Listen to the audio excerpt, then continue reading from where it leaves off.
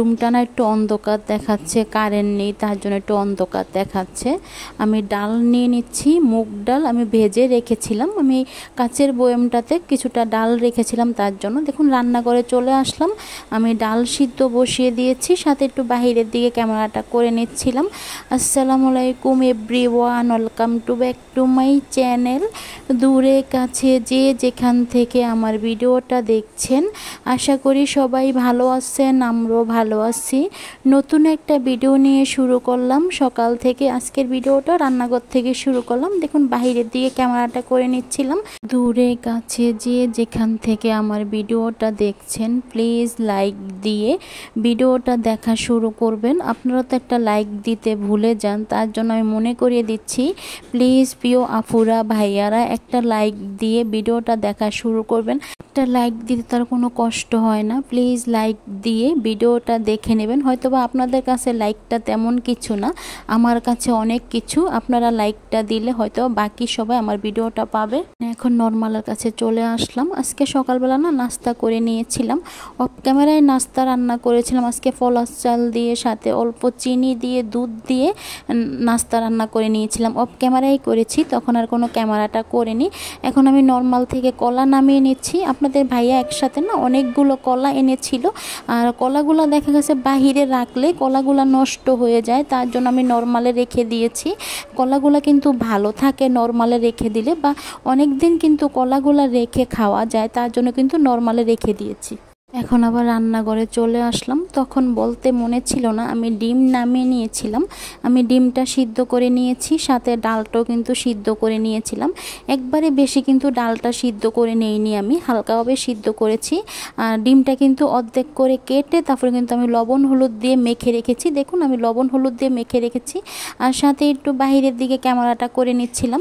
বাহিরের দিকে না ক্যামেরা করতে পারছিলাম না রোদের কারণে, মানে তাকাতেই পাচ্ছিলাম না, এতটা পরিমাণে রোদ পরে কি বলবো। গরমের কারণে তো রুমে থাকাই যাচ্ছে না, তার জন্য আজকে সিম্পলভাবে রান্না করব। বেশি কিছু রান্না করলে না পরে খেতে চায় না, তার জন্য কড়াইতে তেল দিয়ে দিলাম। তেলটা ভালো করে গরম করে নিয়েছি। আমি যে লবণ হলুদ মেখে রেখেছিলাম ডিমেতে, আমি এখন ডিমটা ভেজে নেব। আমি আজকে একটা ইউনিক রেসিপি আপনাদের সাথে শেয়ার করব।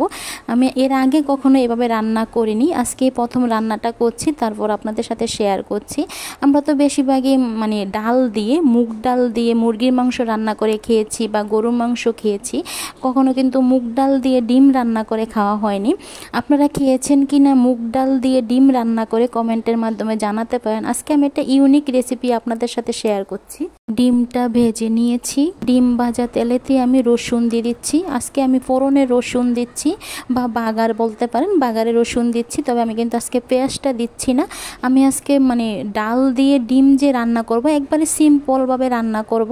মানে গরমের কারণে না কোনো কিছুই খেতে ভালো লাগে না। মাছ রান্না করি বা ভাজি রান্না করি, কোনো কিছুই না খেতে ভালো লাগে না, থেকে যায়। তার জন্য কালকে যে মাছ রান্না করেছিলাম মানে সিম আলু দিয়ে, ওই তরকারিটা থেকে গিয়েছে, এটা পরে নামিয়ে গরম করে নেব। সাথে ভাজি করেছিলাম মূলা আলু সিম দিয়ে, ওগুলো থেকে গিয়েছে, তার জন্য আজকে আমি সিম্পলভাবে রান্নাটা করে নিচ্ছি। দেখুন আমি ডালগুলো দিয়ে আমি ভালো করে তেলের সাথে কষিয়ে নিচ্ছি। আমি কিন্তু কোনো আদা রসুন বাটা দেইনি, আপনারা ভালো করে দেখলেই বুঝতে পারবেন আমি কোনো আদা রসুন বাটা দেইনি। আমি আজকে শুধু সিম্পলভাবে রান্নাটা করে নিচ্ছি। ডাল আমি ভালো করে ভেজে নিয়েছি। এখন আমি ডাল সিদ্ধ করা যে পানিটা ছিল, আমি ওই পানিটা দিয়ে দিচ্ছি। মানে আমি চাইলে কিন্তু ডিমটা আলাদাভাবে ভুনা করে নিতে পারতাম, কারণ আমার কাছে না গরমে দিয়ে কোনো মশলা দিয়ে কোনো তরকারি রান্না করে খেতে ইচ্ছে করছে না। মানে কোনো কিছুই খেতে ভালো লাগছে না গরমের কারণে। এতটা পরিমাণে গরম পড়ে কি বলবো, মানে রুমে থাকাই বড় দায় হয়ে যাচ্ছে। আর কারেন্ট তো থাকেই না, রাতেও থাকে না, দিনেও কারেন্ট থাকে না, তার জন্য মানে কোনো কিছুই ভালো লাগে না খেতে গরমের কারণে, সেটা বলছিলাম আমি। দেখুন বাহিরের দিকে ক্যামেরাটা করে নিচ্ছিলাম। দেখুন আমার ডালের তরকারিটা রান্না করা হয়ে গিয়েছে, আমি ক্যামেরাতে চেক করে দেখাচ্ছি। দেখুন ডালটা কিন্তু সুন্দর মতো সিদ্ধ হয়ে গিয়েছে, একবারে বেশি গলে যায়নি। এখন আমি ভেজে রাখা ডিমগুলো দিয়ে দেব। এভাবে কেউ রান্না করে খেয়েছেন কি না আমাকে কমেন্টের মাধ্যমে জানাতে পারেন। তবে আমি কিন্তু এই প্রথমেই রান্নাটা করেছি, তারপরে খাওয়ার পরে তো ভয়েস ওভারটা দিচ্ছি। রান্নাটা কিন্তু ততটা খারাপ হয়নি, মানে ভালোই লেগেছে আমার কাছে। তবে আপনারা একবার ট্রাই করে দেখতে পারেন, বা যদি কেউ এর আগে ট্রাই করে থাকেন তাহলে কমেন্টের মাধ্যমে জানাতে পারেন। ডিমটা দিয়ে আমি অল্প কিছুক্ষণ রান্নাটা করে নেব, বেশিক্ষণ আর রান্নাটা করব না, যেহেতু রান্নাটা করা হয়ে গিয়েছে। আমি এই পর্যায়ে অল্প কিছুটা পরিমাণে গরম মশলার গুঁড়ো দিয়ে দিচ্ছি। আপনারা চাইলে নাও দিতে পারেন, আপনারা চাইলে ধনেপাতা দিতে পারেন, তবে আমি ধনেপাতা ছিল না, তার জন্য আমি গরম মশলাটা দিয়েছি।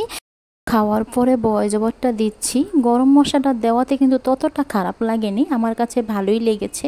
আপনারা চাইলে নাও দিতে পারেন, সেটা আপনাদের ইচ্ছা। দেখুন আর বেশিক্ষণ আর রান্নাটা করব না, এখন আমি চুলাটা অফ করে দেব। রান্নাটা কিন্তু হয়ে গিয়েছে আমার।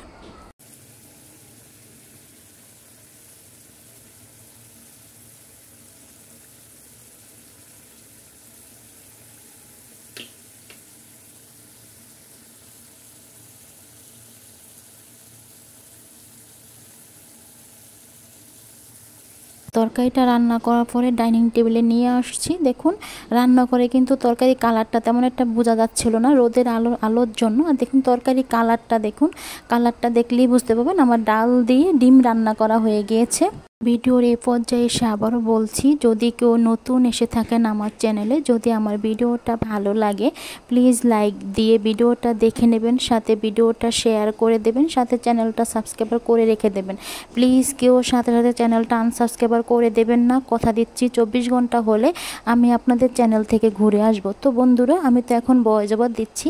বয়জবর আপনারা বাইরে বাড়ির শব্দ, গাড়ির শব্দ, চিল্লাপাল্লার শব্দ পেতে পারেন, বিভিন্ন শব্দ আসতে পারে, তার জন্য বললাম প্লিজ আপনারা ক্ষমা সুন্দর দৃষ্টিতে দেখবেন। আর আমি যে জায়গায় থাকি এই জায়গায় একটু বেশি শব্দ থাকে, তার জন্য বললাম প্লিজ আপনারা ক্ষমা সুন্দর দৃষ্টিতে দেখবেন। আর আমার কথায় যদি কোনো ভুল ত্রুটি হয়ে থাকে তাহলে আপনারা ক্ষমা সুন্দর দৃষ্টিতে দেখবেন।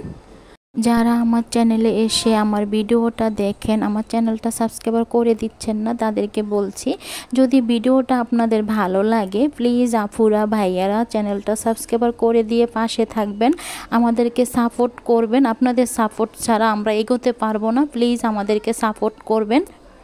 আজকের ভিডিওটা এই পর্যন্তই। আজকের ভিডিওটার বেশি বড় করব না, আবার নতুন একটা ভিডিওর সাথে দেখা হবে। ভালো থাকবেন সবাই, সুস্থ থাকবেন সবাই, আল্লাহ হাফেজ।